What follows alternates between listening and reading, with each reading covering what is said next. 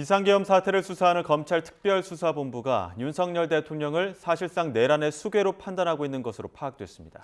김용현 전 국방부 장관의 구속 여부는 이르면 오늘 밤 결정됩니다. 취재기자 연결합니다. 김다연 기자. 네, 검찰 특별수사본부입니다. 네, 검찰이 윤 대통령을 범행의 정점으로 판단한 것 같군요. 네, 그렇습니다. 검찰은 김용현 전 국방부 장관에 대한 구속영장을 청구하면서 내란 중요 임무 종사 혐의를 적용했습니다. 우리 형법은 내란죄를 저지른 사람을 우두머리와 중요한 임무에 종사한 사람, 그리고 단순 가담자 이렇게 나눠서 처벌하도록 규정하고 있습니다. 김 전 장관이 우두머리가 아니라는 뜻으로 사실상 최종 결정권자인 윤 대통령을 내란 수괴로 판단한 겁니다. 다만 검찰은 윤 대통령이 내란 수괴라는 사실을 영장에 직접 적시하지는 않은 것으로 파악됐습니다. 검찰 수사는 이제 윤 대통령을 직접 겨냥할 것으로 보입니다. 특히 검찰은 물론 경찰과 공수처까지 경쟁적으로 수사를 벌이고 있는 상황을 고려하면 각 기관들이 속도를 내서 대통령실과 한남동 관저 등에 대한 강제 수사에 나설 가능성도 배제할 수 없습니다. 일각에선 이미 법무부가 윤 대통령을 출국 금지한 만큼 조만간 소환이 이루어질 거란 관측도 나오고 있습니다.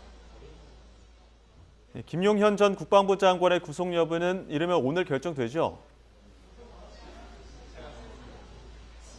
네, 그렇습니다. 검찰은 김용현 전 국방부 장관에 대한 구속영장을 청구했다고 어젯밤 11시 반쯤 밝혔습니다.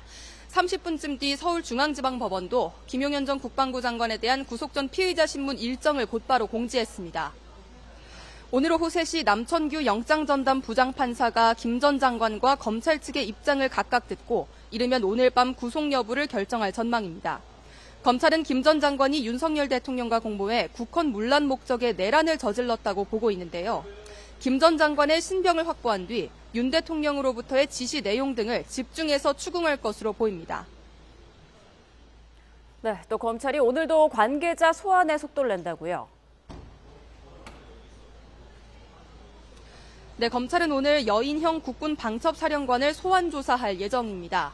여 사령관은 계엄령이 선포된 직후 주요 인사 체포를 시도하는 등 계엄령 집행에 주도적인 역할을 한 것으로 의심받고 있습니다. 검찰 관계자는 YTN에 보이는 것보다 수사가 더 빠르게 진행되고 있다고 밝혔는데요.